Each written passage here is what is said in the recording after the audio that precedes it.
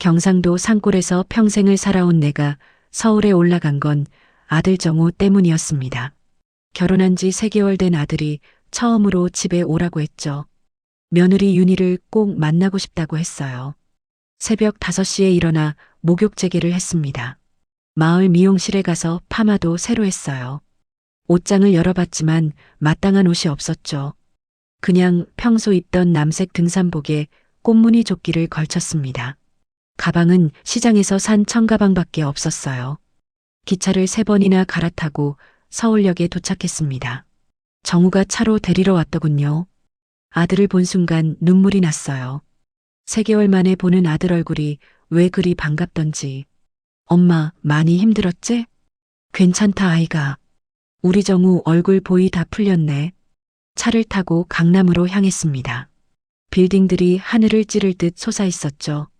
아파트 값이 10억이 넘는다는 얘기를 들으니 어지러웠어요. 우리 시골집은 3천만 원도 안 할 텐데 말이죠. 정훈의 아파트는 32층이었습니다. 엘리베이터를 타니 귀가 먹먹했어요. 현관문을 열자 환한 거실이 보였죠. 대리석 바닥이 반짝반짝 빛났습니다. 어머님 오셨어요? 며느리 윤희가 나왔어요. 하얀 원피스를 입고 머리를 곱게 빗은 모습이 인형 같았습니다. 텔레비전에서나 보던 그런 여자였죠. 그래, 며느리가 참 이쁘네. 우리 정우가 복 타고났다. 인사를 건넸지만 윤희 얼굴이 굳어지는 게 보였어요. 내 등산복 차림을 위아래로 훑어보는 눈빛이 싸늘했습니다. 어머님, 신발 여기 벗으세요. 말투는 공손했지만 목소리에 온기가 없었죠. 신발을 벗으니 양말에 구멍이 뚫린 게 보였어요. 부끄러웠습니다. 윤희는 고개를 돌렸어요. 거실 소파에 앉으려는데 윤희가 말했습니다. 어머님, 잠깐만요. 소파 새 거거든요. 신문지를 가져와서 소파 위에 깔았어요. 그제야 앉으라는 손짓을 했죠. 가슴이 철렁 내려앉았습니다. 정우가 부엌에서 차를 가져왔어요. 윤희는 한쪽에서 휴대폰만 들여다보고 있었습니다. 엄마, 여기서 한 달만 계시다 가이소. 윤희도 엄마 모시고 싶다 카더라. 그래, 고맙네. 근데 내가 불편하게 하는 게 아닌겨? 윤희가 휴대폰에서 고개를 들었어요. 아니에요, 어머님. 편히 계세요. 말은 그렇게 했지만 표정은 달랐습니다. 눈빛에서 짜증이 묻어났죠. 저녁 식사 시간이 되었어요. 정우가 회사에서 급한 일이 있다며 나갔습니다. 윤희와 단둘이 남았죠. 어머님, 식사 제가 차려놓을게요. 잠깐만 기다리세요. 윤희가 부엌으로 들어갔어요. 조금 있다가 상을 들고 나왔습니다. 내 앞에 놓인 밥상을 보는 순간 말문이 막혔어요. 플라스틱 그릇에 담긴 차가운 밥이었습니다.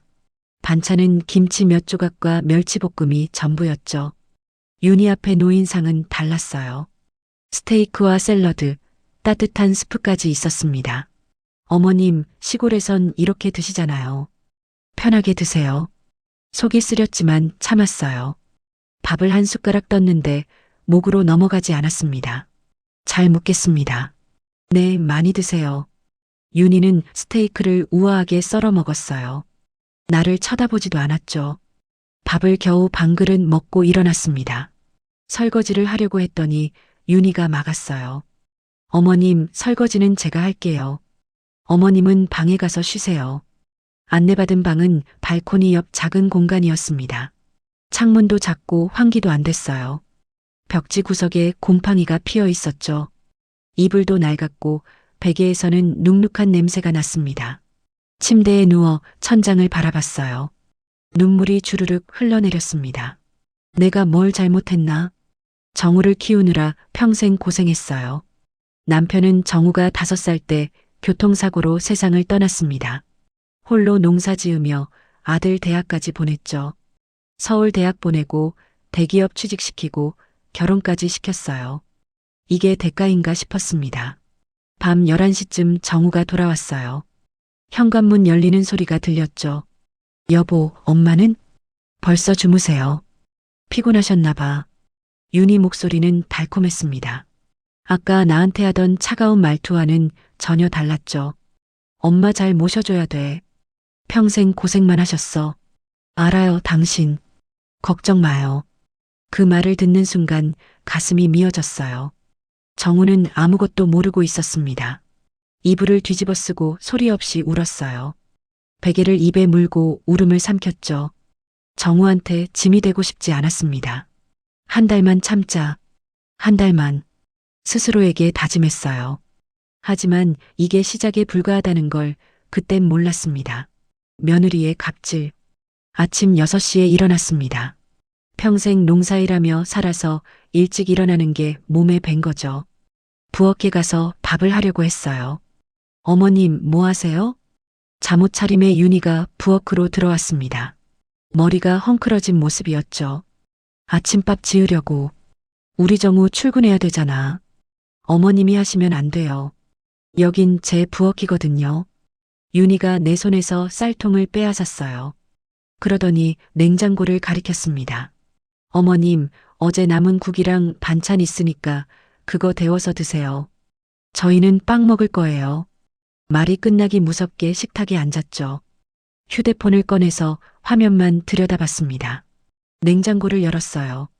어제 먹다 남은 미역국이 있었습니다. 기름이 동동 떠 있고 식어서 굳어 있었죠. 전자레인지에 돌렸어요. 정우가 일어나서 나왔습니다.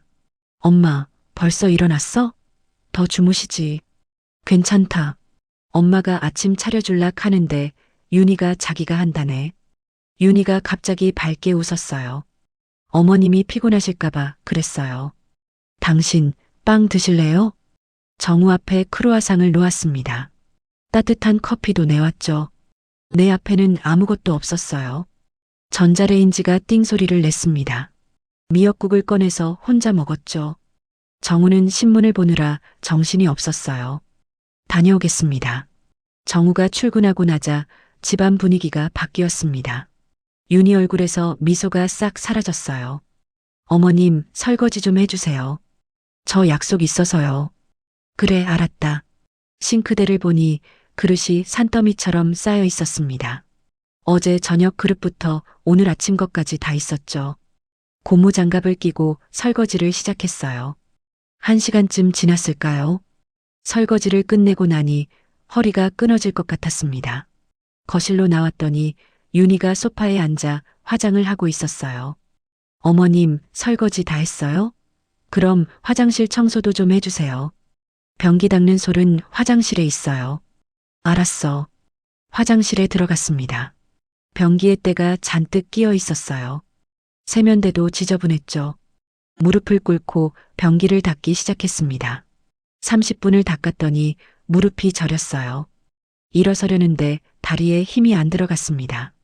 벽을 짚고 겨우 일어났죠. 거실로 나오니 윤희는 이미 외출 준비를 끝낸 상태였어요. 명품 가방을 들고 하이힐을 신었습니다. 어머님, 저 친구 만나러 가요. 점심은 냉장고에 있는 거 드세요. 빨래도 좀 해주시고요. 그래, 다녀와라. 현관문이 닫혔습니다. 혼자 남은 집이 너무 넓고 텅 비어 보였어요. 발코니에 나가니 빨래 바구니가 놓여 있었습니다. 가득 찬 빨랫감을 보니 한숨이 나왔죠. 하나씩 세탁기에 넣었어요. 오후 2시쯤 윤희가 돌아왔습니다. 친구 2명과 함께였어요. 3사람 모두 명품으로 치장하고 있었죠. 언니들 들어와. 우리 집 구경시켜줄게. 현관에서 신발을 벗는 소리가 들렸어요. 나는 발코니에서 빨래를 널고 있었습니다. 거실에서 웃음소리가 터져 나왔어요. 윤희야, 집 진짜 넓다. 부럽다. 그치? 정우가 잘 나가잖아. 대기업 과장이야. 자랑스러운 목소리였습니다. 하지만 다음 말을 듣는 순간 손이 멈췄어요. 근데 시어머니는 어디 계셔? 저기 발코니에서 빨래하고 계실걸? 시골에서 올라오셨거든. 헐, 같이 사는 거야?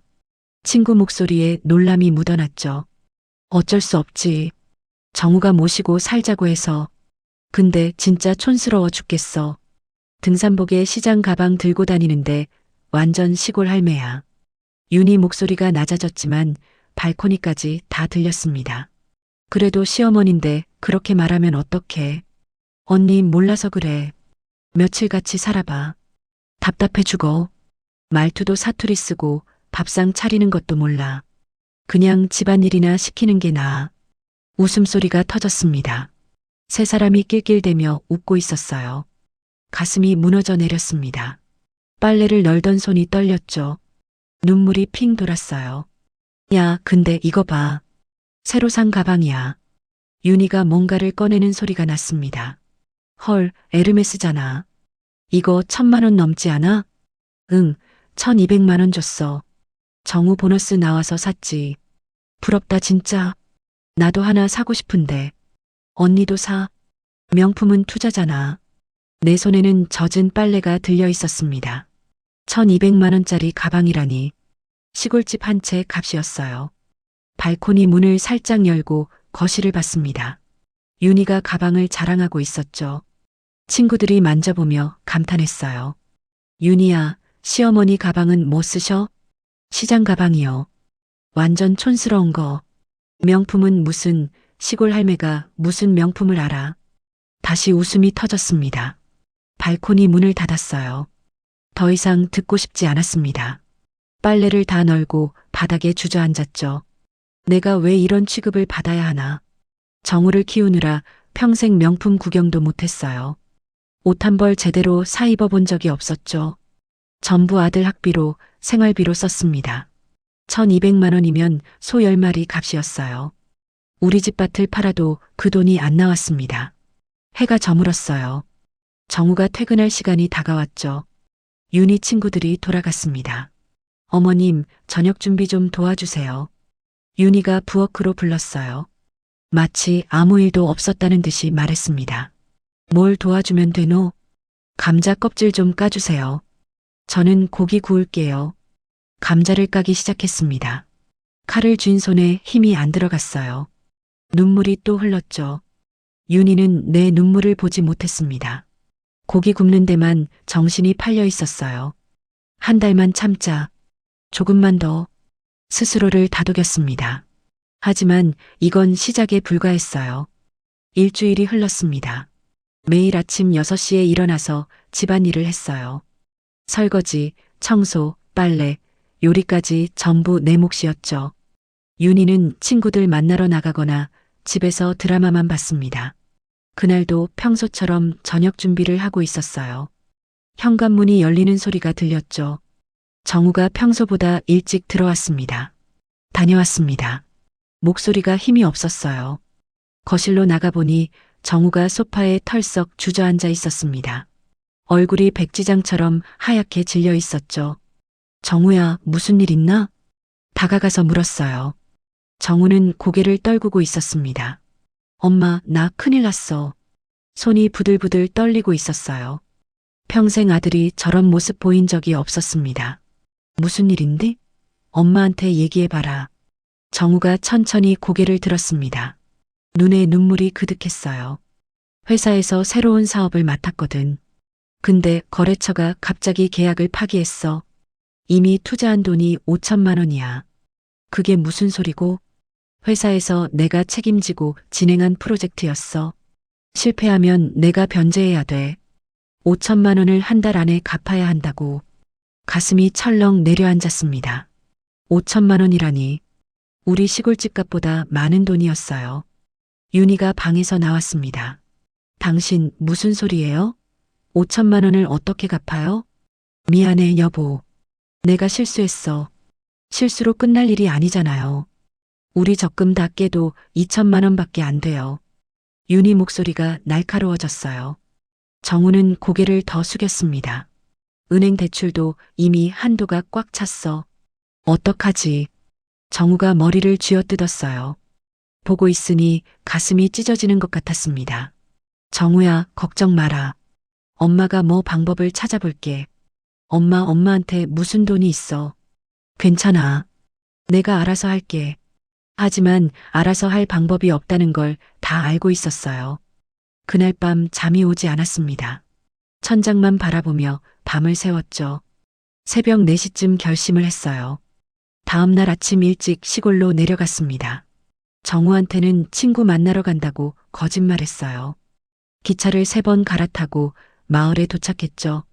집에 들어가자마자 헛간으로 달려갔습니다. 소 2마리가 여물을 뜯고 있었어요. 5년을 키운 소들이었죠. 미안하다 얘들아. 소 등을 쓰다듬었어요. 눈물이 주르륵 흘러내렸습니다. 마을 축산계장한테 전화를 걸었어요. 계장님, 나 박순자입니다. 소 팔아야 되는디 급하이 처분 좀 해주이소. 아니 순자씨, 무슨 일인교? 그 소들 아끼는 거 아는데. 급한 일이 생겼어요. 오늘 당장 팔아야 됩니다. 알았습니다. 1시간 후에 갈게라. 소 2마리를 팔아서 1,500만 원을 받았어요. 그래도 부족했습니다. 부동산에 들렀습니다. 우리 집 뒤에 있는 밭을 팔기로 했죠.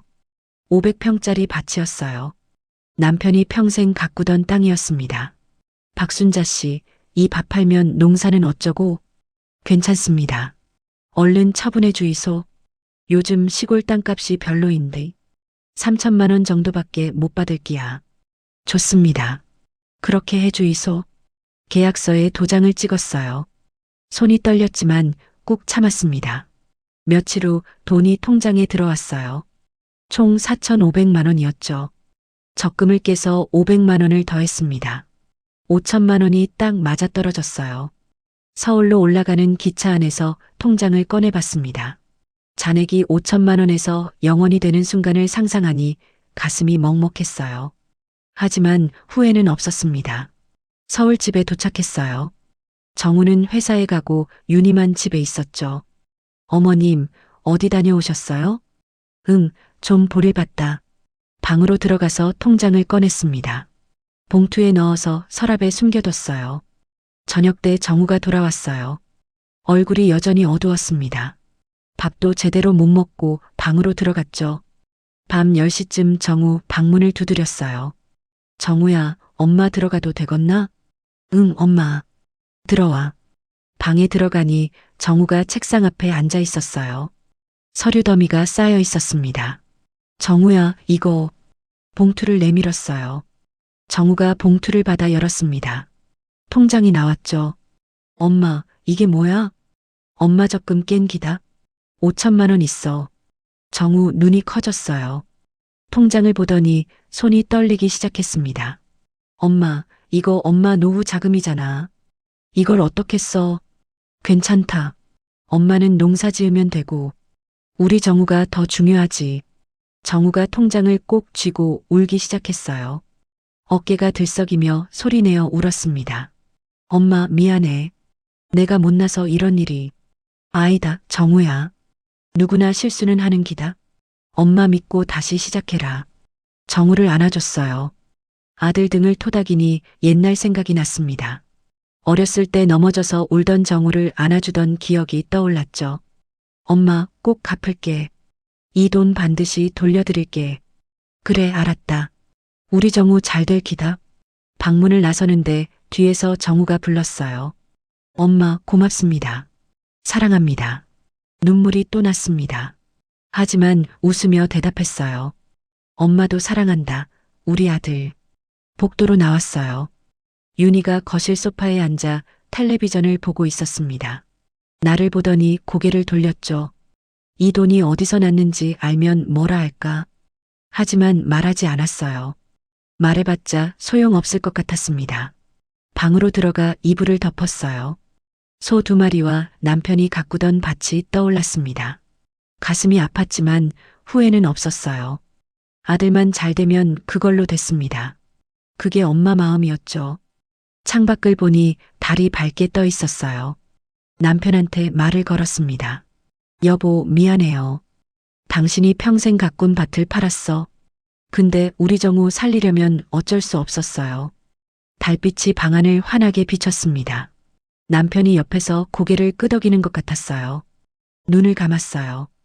이제 정우는 괜찮을 겁니다. 그 생각에 조금 마음이 편해졌죠. 하지만 며칠 후 일어날 일은 상상도 못했어요. 정우가 5천만 원을 갚고 일주일쯤 지났을 때였어요. 회사 일도 안정을 찾았고 표정도 많이 밝아졌습니다. 저녁 식사 자리에서 정우가 말했어요. 여보, 나 내일부터 일주일 동안 부산 출장 가야 돼. 윤희 얼굴에 뭔가 스쳐 지나갔습니다. 기쁜 표정 같기도 하고 아닌 것 같기도 했죠. 그래요? 일주일이나요?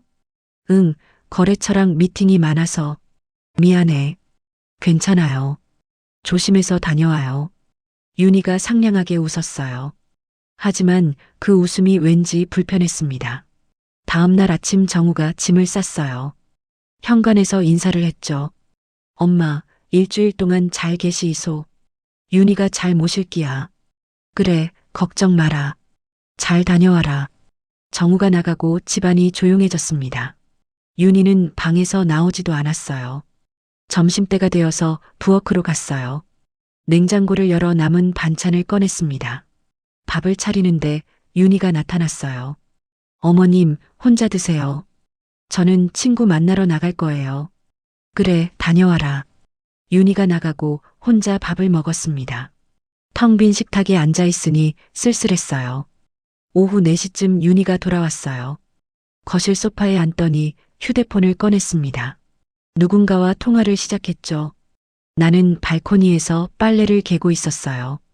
발코니 문이 반쯤 열려 있어서 윤희 목소리가 들렸습니다. 언니 나야. 지금 통화 괜찮아? 친한 친구한테 전화하는 것 같았어요. 응, 정우 출장 갔어. 일주일 동안 없어. 윤희 목소리가 신이 나 있었습니다. 드디어 좀 숨통이 트이네. 언니 있잖아. 시어머니 일 말이야. 귀가 쫑긋했어요. 손을 멈추고 조용히 들었습니다. 이번 기회에 좀 처리하려고 지방 요양원 알아봤거든. 가슴이 철렁 내려앉았어요. 요양원이라니. 아니, 괜찮아. 시설 별로 안 좋은 데로 보낼 거야. 어차피 돈도 없는 분이 강남에서 뭐하러 사세요. 숨이 막혔습니다. 빨래를 쥔 손이 부들부들 떨렸어요. 충북 쪽에 한 달에 50만 원짜리 있더라. 거기 보낼까봐. 정우 몰래. 걱정 마. 정우는 효자잖아. 반대 못해. 엄마 건강 위해서 요양원이 낫다고 하면 돼. 윤희가 낄낄 웃었어요. 그 웃음소리가 귓전을 때렸습니다. 언니도 알잖아. 나 명품 더 사고 싶은데 시어머니 생활비 때문에 못 사겠어. 한 달에 용돈 30만 원씩 주잖아. 그 돈이면 명품 하나 더 사지. 가슴에 칼이 꽂히는 것 같았어요. 30만 원이 아까워서 나를 쫓아내려는 거였습니다. 시골 요양원이면 괜찮아. 어차피 거기가 익숙하실 거야. 강남은 안 맞으시잖아. 응, 모레 상담 받으러 갈 거야. 다음 주쯤 입소시킬 생각이야. 정우 오기 전에 끝내면 되지 뭐. 기정사실로 만들면 어쩔 수 없잖아. 두 사람이 웃었어요. 내 인생을 가지고 노는 것 같았습니다. 그래, 언니.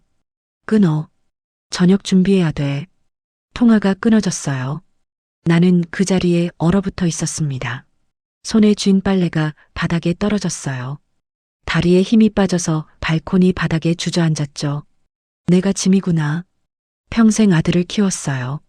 남편 없이 혼자 농사 지으며 대학까지 보냈습니다. 아들 결혼시키고 5천만 원까지 대줬죠. 소도 팔고 땅도 팔았어요.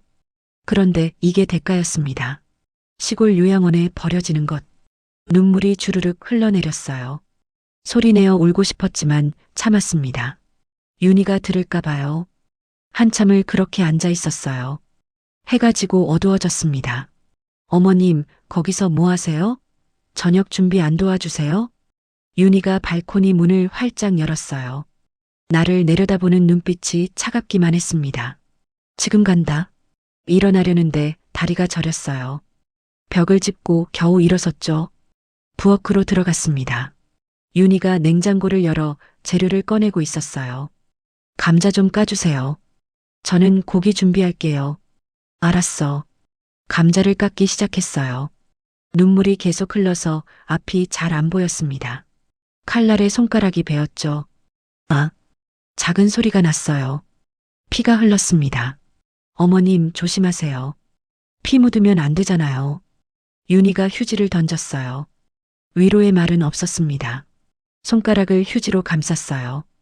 피가 스며들어 휴지가 빨갛게 물들었죠. 저녁을 차렸습니다. 윤희는 스테이크를 먹었고 나는 국과 반찬만 먹었어요. 식탁 양쪽 끝에 앉아서 말없이 밥을 먹었습니다. 어머님, 내일 어디 나가실 거 있으세요? 윤희가 물었어요. 무심한 말투였습니다. 아니, 없어. 그럼 집에 계시겠네요. 저는 볼 일 있어서 나갈 거예요. 그래. 더 이상 말을 섞지 않았어요. 식사가 끝나고 설거지를 했습니다. 밤 10시쯤 방으로 들어갔어요. 이불을 덮고 누웠지만 잠이 오지 않았습니다. 요양원에 갇힌 내 모습이 떠올랐어요. 좁은 방에서 모르는 사람들과 지내는 모습.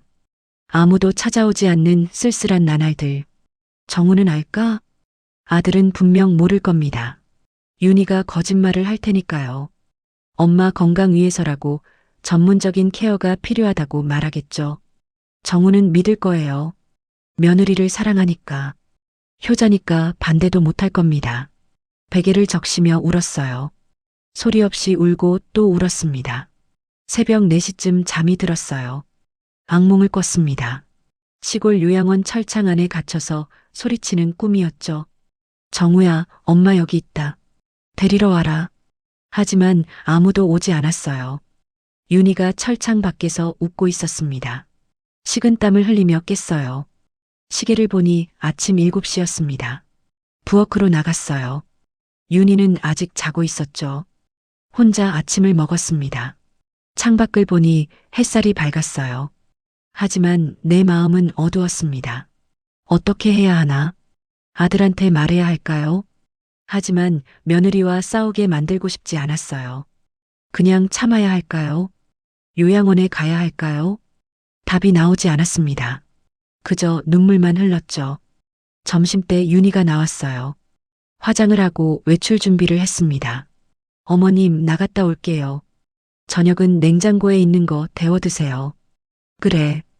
윤희가 나가고 혼자 남았어요. 텅 빈 집이 감옥처럼 느껴졌습니다. 소파에 앉아 멍하니 있었어요. 윤희가 요양원 상담 받으러 간 게 분명했습니다. 며칠 후면 나는 이 집에서 쫓겨날 거예요. 시골 요양원으로 보내질 겁니다. 눈물이 또 흘렀어요. 닦아도 계속 나왔습니다. 이게 내 운명인가? 체념이 밀려왔어요. 하지만 가슴 한구석에서 분노가 끌어올랐습니다. 평생 헌신했는데 이런 대접을 받아야 하나요? 이게 공평한가요? 주먹을 쥐었어요. 손톱이 손바닥을 파고들었습니다. 그때는 몰랐어요. 며칠 후 모든 게 바뀔 거라는 걸. 윤희가 나간 다음 날 오후였어요. 혼자 거실 청소를 하고 있었습니다. 휴대폰이 울렸죠. 여보세요? 박순자 씨 맞으십니까? 서울시 강남구청 토지관리과입니다. 낯선 목소리였어요. 구청이라니. 무슨 일인지 궁금했습니다. 예, 맞습니다만. 박순자 씨 소유의 토지 때문에 연락드렸습니다. 강남구 대치동 산 47번지 아시죠? 대치동이라고요? 순간 기억이 났어요. 30년 전 남편이 세상을 떠났을 때 받은 땅이었습니다. 남편 친구가 빚 대신 준 땅이었어요. 당시엔 아무것도 없는 야산이었죠. 시골 밭보다 못한 땅이라 그냥 두고 있었습니다. 아, 예. 그 땅 알고 있습니다. 그 토지가 이번에 재개발 구역으로 편입됐습니다. 구청에 한번 방문해 주셔야 할 것 같은데요. 재개발이요? 네, 자세한 사항은 직접 오셔서 설명 들으시는 게 좋겠습니다. 언제 오실 수 있으세요? 내일 가도 되겠습니까? 네, 괜찮습니다. 내일 오전 10시에 토지관리과로 오세요. 전화를 끊었어요. 손이 떨렸습니다. 재개발이라니. 무슨 뜻인지 잘 몰랐지만 가슴이 두근거렸어요. 그날 밤 잠을 설쳤습니다. 30년 전 일이 떠올랐죠. 남편이 교통사고로 세상을 떠난 직후였어요. 장례를 치르고 빚더미에 앉았습니다. 남편 친구 한 분이 찾아왔었죠.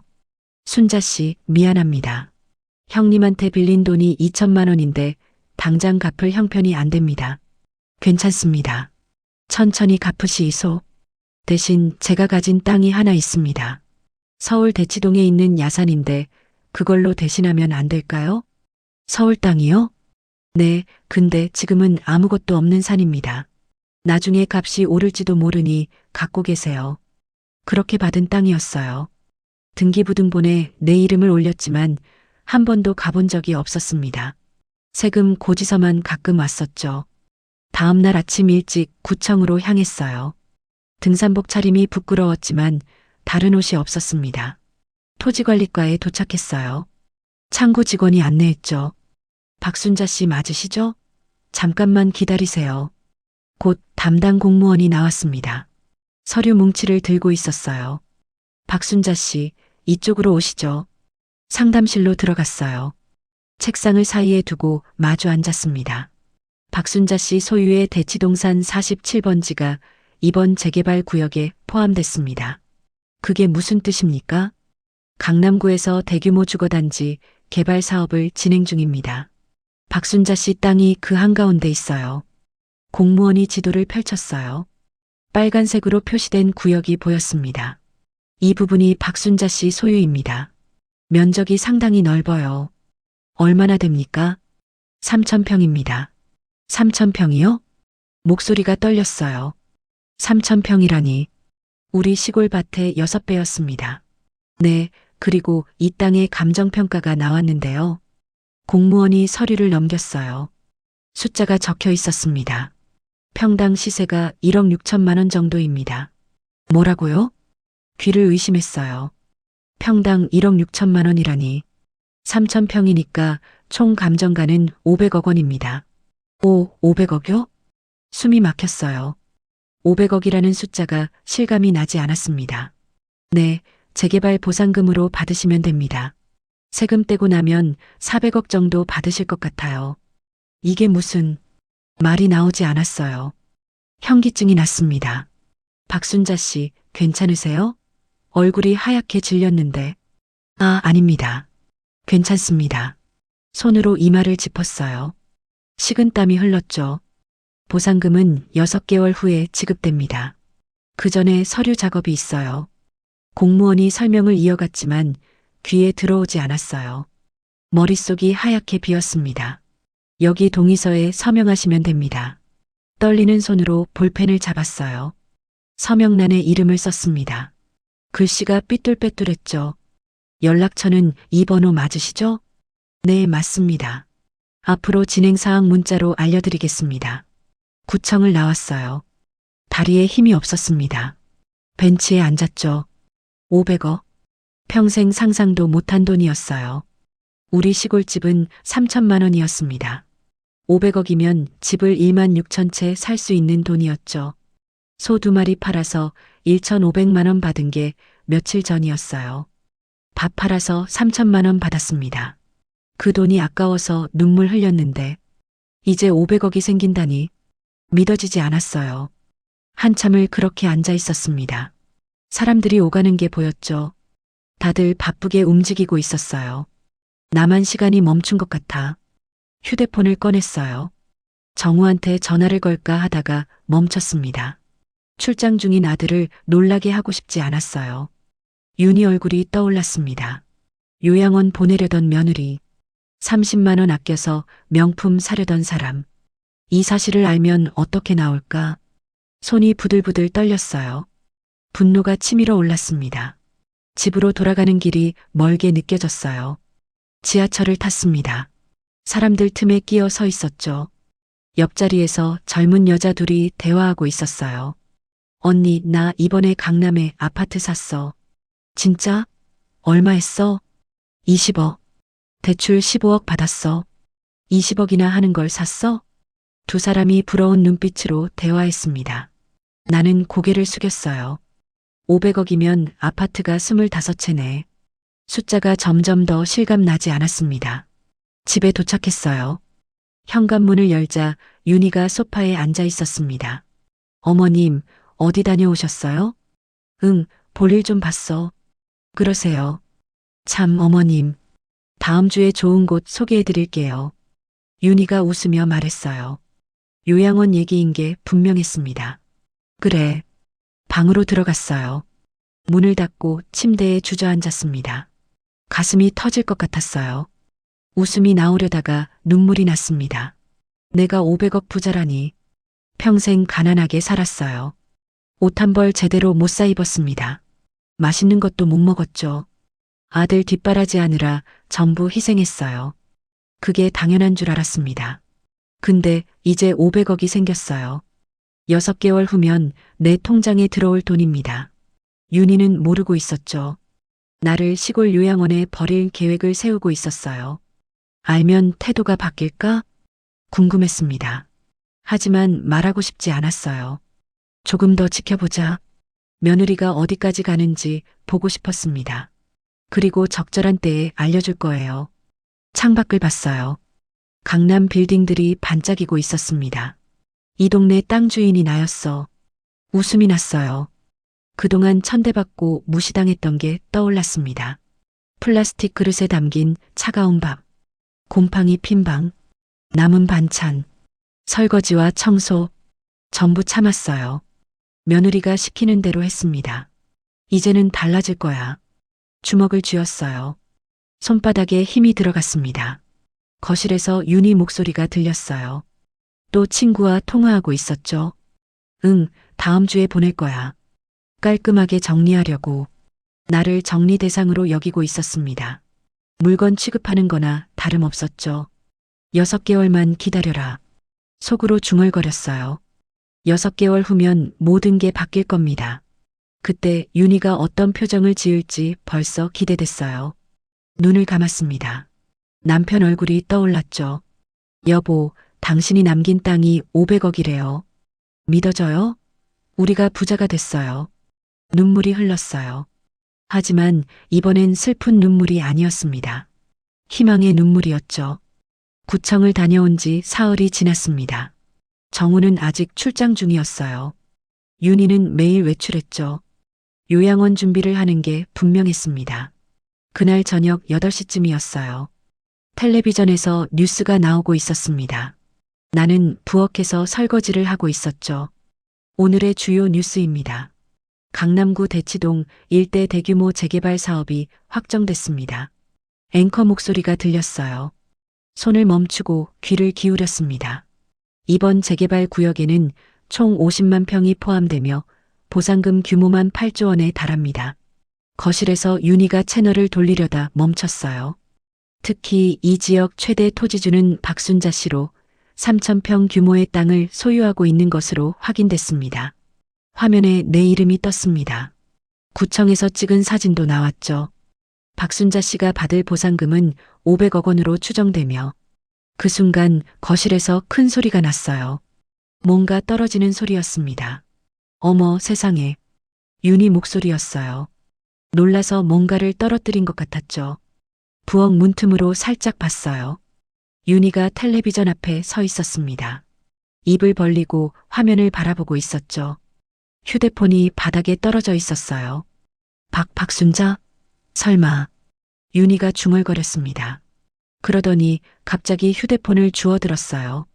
빠르게 무언가를 검색하기 시작했죠. 대치동 박순자, 대치동 박순자. 손가락으로 화면을 미친 듯이 두드렸습니다. 기사를 찾는 것 같았어요. 맞아. 사진이 똑같아. 어머님이 500억? 윤희가 소파에 털썩 주저앉았어요. 얼굴이 새하얗게 질렸습니다. 나는 부엌으로 돌아왔어요. 설거지를 계속했죠. 손은 떨렸지만 태연한 척했습니다. 어머님. 윤희가 부엌으로 달려왔어요. 숨을 헐떡이고 있었습니다. 예. 뒤돌아보지 않고 대답했어요. 그릇을 닦는 손을 멈추지 않았죠. 저기요. 혹시 어머님 땅 가지고 계세요? 대치동에? 목소리가 떨리고 있었어요. 응, 옛날에 받은 땅이 하나 있긴 해. 그게 재개발된다고 하던데요? 그런가 보네. 구청에서 연락이 왔더라고. 태연하게 말했습니다. 윤희 얼굴이 점점 더 하얗게 변했어요. 그럼 보상금을 받는다고 하더라. 얼마라고 했더라. 500억이었나? 500억이요? 윤희가 벽을 짚었어요. 다리에 힘이 풀린 것 같았습니다. 설거지를 끝내고 수건으로 손을 닦았어요. 윤희 쪽으로 몸을 돌렸죠. 윤희는 입술이 파르르 떨리고 있었습니다. 눈에서는 당황한 빛이 역력했어요. 어머님, 그게 정말이에요? 뉴스에서 봤잖아. 거짓말은 안 하겠지. 거실로 걸어갔어요. 소파에 앉았습니다. 윤희가 뒤따라왔죠. 어머님, 그동안 제가. 윤희가 무릎을 꿇었어요. 갑자기 공손한 태도로 바뀌었습니다. 제가 정말 죄송해요. 제가 어머님을 제대로 모시지 못했어요. 그래, 차갑게 말했어요. 윤희 얼굴을 똑바로 봤습니다. 어머님, 용서해 주세요. 제가 철이 없었어요. 앞으로 정말 잘할게요. 눈에서 눈물이 핑 돌았어요. 하지만 진심은 아니었습니다. 눈빛을 보면 알 수 있었죠. 며칠 전에 뭐라고 했더라? 네, 무슨 말씀이세요? 요양원 보낸다고 했잖아. 친구한테 전화하면서 윤희 얼굴이 굳었어요. 입술이 파르르 떨렸습니다. 그건 시설별로 안 좋은 데로 보낸다며? 한 달에 50만 원짜리?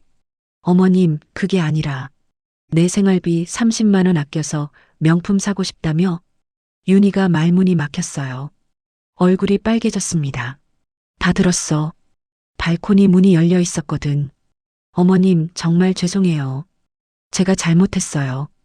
윤희가 바닥에 이마를 찧었어요. 절을 하기 시작했죠. 어머님, 제발 용서해 주세요. 다시는 그러지 않을게요. 이제 와서 어머니? 목소리를 낮췄어요. 윤희가 고개를 들었습니다.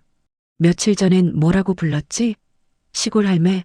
촌스럽고 무식하다고 했잖아. 어머님, 플라스틱 그릇에 차가운 밥 줬지. 곰팡이 핀 방에서 재웠고 집안일은 전부 나한테 시켰어. 하나하나 짚어줬어요. 윤희는 고개를 숙인 채 떨고 있었습니다. 명품 가방 자랑하면서 내 시장 가방 비웃었지. 친구들 앞에서 나를 웃음거리로 만들었어. 죄송해요, 어머님. 정말 죄송해요. 정우, 빚 5천만 원 갚아준 거 알아? 윤희가 고개를 들었어요. 눈이 커졌습니다.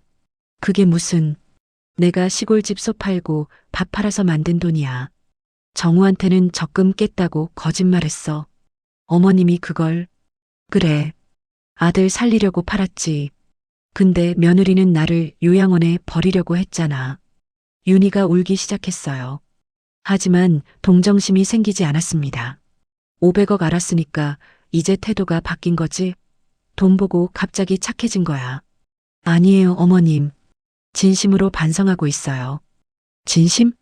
비웃음이 나왔어요. 진심이었으면 돈 없을 때도 잘했어야지. 돈 있다고 알았다고 갑자기 무릎 꿇는 게 진심이야? 어머님, 정우한테 다 얘기할까? 내가 나한테 어떻게 했는지. 요양원 보내려고 했다는 것도. 윤희 얼굴이 하얗게 질렸어요. 어머님, 제발요. 정우한테는 말하지 말아주세요. 왜? 들키면 곤란해? 어머님, 제가 잘못했어요. 제발 한 번만 용서해 주세요. 매달리듯 손을 잡았어요. 나는 손을 뿌리쳤습니다. 손 치워. 어머님, 이제 와서 용서를 바라. 웃기지도 않아. 일어섰어요. 윤희를 내려다봤습니다. 며칠만 더 지켜볼 거야. 내가 정말 변할 수 있는지. 어머님, 정말 변할게요. 진심이에요. 진심인지 아닌지는 내가 판단할게. 방으로 걸어갔어요. 뒤에서 윤희가 흐느끼는 소리가 들렸습니다. 방문을 닫았어요. 침대에 앉아 숨을 깊이 들이쉬었죠. 손이 떨렸어요. 화가 났지만 동시에 후련했습니다. 잘했어. 스스로에게 말했어요. 굽신거리지 않아서 다행이었습니다. 창밖을 봤어요. 강남 야경이 반짝이고 있었습니다. 이제 달라질 거야. 더 이상 무시당하지 않을 겁니다. 천대받지도 않을 거예요. 거실에서 윤희가 전화하는 소리가 들렸어요. 언니, 나 큰일 났어. 시어머니가 500억 부자야. 목소리가 다급했습니다. 어떡해. 요양원 얘기 다 들키셨어. 어떡하지. 당황한 목소리였죠. 미소가 지어졌어요. 윤희가 얼마나 후회하는지 보였습니다. 이제 시작이야. 눈을 감았어요. 내일 정우가 출장해서 돌아옵니다. 그때 어떻게 할지 이미 정했어요. 며느리와의 전쟁은 이제부터였습니다. 다음 날 오후 2시쯤 정우가 돌아왔습니다. 현관문이 열리는 소리가 들렸어요. 윤희가 황급히 나가서 맞이했죠. 당신 다녀왔어요? 목소리가 평소보다 한 톤 높았어요. 억지로 밝게 굴고 있었습니다. 응, 엄마는? 어머님은 방에 계세요. 나는 방에서 나가지 않았어요. 정우가 짐을 푸는 소리가 들렸습니다. 1시간쯤 지났을까요? 방문을 두드렸어요. 정우야, 엄마 들어가도 되겠나? 엄마, 들어와. 방으로 들어갔습니다. 정우가 침대에 앉아 있었어요. 피곤한 얼굴이었죠. 출장 고생 많았다. 괜찮아, 엄마. 근데 무슨 일 있었어? 윤희 표정이 이상하던데. 예리한 아들이었어요. 며느리 기색을 눈치챈 겁니다. 정우야, 엄마가 할 말이 있다. 뭔데? 침대 옆에 앉았어요. 정우 손을 잡았습니다. 엄마가 그동안 윤희한테 어떤 대접을 받았는지 아나?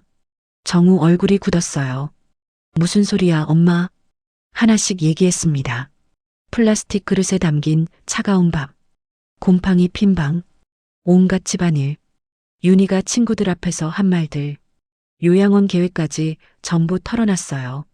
정우 얼굴이 점점 굳어갔습니다. 눈에 핏발이 섰죠. 그리고 내가 갚은 5천만 원 말이다. 엄마 적금이라며? 아니야. 엄마가 시골집 소 팔고 밥한 돈이야. 뭐? 정우가 벌떡 일어났어요. 손이 부들부들 떨렸습니다. 엄마가 평생 키운 소를, 아버지가 가꾸던 밭을? 그래. 내가 걱정돼서 팔았다. 엄마. 정우가 무릎을 꿇었어요. 눈에서 눈물이 주르륵 흘러내렸습니다. 엄마, 미안해. 내가 몰랐어. 윤희가 그렇게까지. 일어나라. 내 잘못이 아니야. 정우를 일으켜 세웠어요. 아들 어깨를 토닥였습니다. 근데 말이다. 엄마한테 좋은 소식이 하나 있어. 좋은 소식? 엄마가 땅이 하나 있어. 대치동에. 정우 눈이 커졌어요. 뉴스를 본 게 분명했습니다. 설마 그게. 그래. 재개발 보상금으로 500억 받는다. 정우가 소파에 털썩 주저앉았어요. 입을 다물지 못했습니다. 500억이요? 엄마가? 그래. 6개월 후면 받아. 엄마, 그럼 이제. 말을 잇지 못했어요. 너무 놀란 것 같았죠. 정우야, 엄마가 부탁이 하나 있다. 뭔데, 엄마? 윤희랑 이혼해라. 정우가 고개를 들었어요. 눈이 흔들렸습니다. 엄마, 더 이상 그 사람이랑 살 수 없어. 엄마를 요양원에 버리려던 사람이야. 엄마 말씀이 맞아. 나도 이제 못 참겠어. 정우가 주먹을 쥐었어요. 턱에 힘이 들어갔습니다. 대신 조건이 있어. 내가 이혼하면 엄마가 100억 줄게. 엄마, 그게 무슨 소리야? 새 출발해라. 그 돈으로 사업도 다시 하고. 엄마 소원이다. 들어줘라. 정우가 고개를 끄덕였어요. 눈물을 닦았습니다. 알았어, 엄마. 내가 처리할게. 거실로 나갔어요. 윤희가 소파에 앉아 있었습니다. 우리를 보더니 벌떡 일어났죠. 당신 어머님. 윤희. 정우 목소리가 차가웠어요. 윤희가 움찔했습니다. 엄마한테 어떻게 한 거야? 당신 그게. 대답해. 요양원 보내려고 했어? 윤희 얼굴이 하얗게 질렸어요. 말문이 막혔습니다. 이혼하자. 뭐? 내일 당장 이혼 서류 준비할게. 위자료는 안 줘. 내가 잘못한 거니까. 당신 제발. 윤희가 무릎을 꿇었어요. 정우 바지를 잡았습니다. 한 번만 용서해줘. 다시는 안 그럴게. 손 치워. 정우가 뿌리쳤어요. 윤희가 바닥에 주저앉았습니다. 일주일 안에 집 나가. 그게 마지막 잡이야. 정우가 방으로 들어갔어요. 문을 쾅 닫았습니다. 윤희가 거실 바닥에서 울고 있었어요. 나를 올려다봤습니다. 어머님, 제발요. 정우한테 말 좀 해주세요. 이미 늦었어. 내가 자초한 일이야. 방으로 돌아왔어요. 뒤에서 윤희 울음소리가 들렸지만 마음이 흔들리지 않았습니다. 일주일이 흘렀어요. 윤희가 짐을 쌌습니다. 명품 가방들을 들고 집을 나갔죠. 마지막까지 눈물을 흘렸지만 정우는 거들떠보지도 않았어요. 현관문이 닫혔습니다. 윤희가 떠난 집은 한결 조용했어요. 한 달 후였습니다. 우연히 윤희를 봤어요. 마트에서 계산하는데 윤희가 계산원으로 일하고 있었죠. 화장기 없는 얼굴이었어요. 눈 밑에 다크서클이 짙었습니다. 유니폼을 입은 모습이 초라해 보였어요. 윤희가 나를 봤어요. 얼굴이 굳어졌습니다. 어서 오세요. 기계적인 목소리였어요. 눈을 마주치지 않았습니다. 물건값을 계산하고 나왔어요. 뒤돌아보니 윤희가 다음 손님을 받고 있었습니다. 손이 떨리는 게 보였죠. 나중에 정우한테 들었어요. 윤희가 작은 원룸에서 산다고 했습니다. 편의점 알바를 2개 뛴다고 했죠. 저녁엔 식당에서 설거지도 한다더군요. 손님들이 남긴 음식 받아 먹는다던데. 정우가 말했어요. 표정이 복잡했습니다. 그래. 담담하게 대답했어요. 동정심은 들지 않았습니다. 윤희가 내게 먹인 게 바로 그거였으니까요. 남은 음식, 차가운 밥. 이제 윤희가 그걸 먹고 있었어요. 인과응보였습니다. 6개월이 흘렀어요. 재개발 보상금이 통장에 들어왔습니다. 정확히 480억이었죠. 정우에게 약속대로 100억을 줬어요. 아들은 새로운 사업을 시작했습니다. 친환경 기술 회사였어요. 엄마, 정말 고마워. 잘해라, 우리 아들. 나머지 돈으로 복지재단을 만들었어요. 가난한 노인들을 돕는 재단이었습니다. 요양원 비용을 지원하고 의료비도 대줬죠. 재단 이름은 남편 이름을 땄어요. 남편이 남긴 땅으로 만든 재단이니까요. 강남에 조용한 아파트를 하나 샀습니다. 정우와 함께 살았어요. 며느리 없이 둘이서요. 아침마다 정우가 밥을 차려줬어요. 따뜻한 국과 반찬들이었습니다. 엄마, 맛있게 드세요. 고맙다, 정우야. 예전엔 플라스틱 그릇에 차가운 밥을 먹었어요. 이제는 따뜻한 밥상을 받았습니다. 저녁엔 정우와 산책을 했어요. 한강공원을 걸으며 이야기를 나눴죠. 엄마, 행복해? 그래. 이제 행복하다. 진심이었어요. 평생 처음으로 편안했습니다. 옷도 새로 샀어요. 백화점에서 정장을 샀습니다. 등산복 대신 깔끔한 옷을 입었죠. 재단 일로 사람들을 만났어요. 존경받는 이사장이 됐습니다. 박순자 이사장님, 감사합니다. 어르신들이 고개를 숙였어요. 내가 도움을 주는 사람이 됐습니다. 1년이 지났어요. 어느 날 재단 행사에 갔습니다. 자원봉사자들이 모여 있었죠. 구석에서 누군가 설거지를 하고 있었어요. 뒷모습이 낯익었습니다. 윤희였어요. 자원봉사를 하러 온 것 같았습니다. 윤희가 돌아봤어요. 나를 보더니 얼어붙었습니다. 이사장님, 다른 직원이 나를 불렀어요. 윤희 앞에서요. 네. 오늘 행사 참석자가 500명입니다. 수고하셨어요. 윤희 얼굴을 봤어요. 충격에 빠진 표정이었습니다. 이사장이 누군지 몰랐던 거죠. 내가 이 재단을 만들었다는 걸 처음 안 겁니다. 설거지 열심히 하세요. 지나가며 말했어요. 윤희는 대답하지 못했습니다. 행사장으로 걸어갔어요. 뒤돌아보지 않았습니다. 그날 저녁 집으로 돌아왔어요. 정우가 저녁을 준비하고 있었습니다. 엄마, 오늘 행사 어땠어? 좋았다. 많은 분들이 도움받고 계시더라. 엄마가 대단하신 거야. 식탁에 앉았어요. 따뜻한 국 냄새가 났습니다. 밥을 한 숟가락 떴어요. 따뜻했습니다. 창밖을 봤어요. 한강이 반짝이고 있었습니다. 여보, 우리 잘 살고 있어요. 속으로 남편한테 말했어요. 정우가 밥을 먹으며 웃고 있었어요. 아들 얼굴이 밝았습니다. 이게 행복이구나 싶었어요. 평생 고생했지만 결국 보상받았습니다. 착하게 살면 복이 온다는 말이 맞았어요. 숟가락을 놓고 웃었습니다. 이제 정말 행복했어요.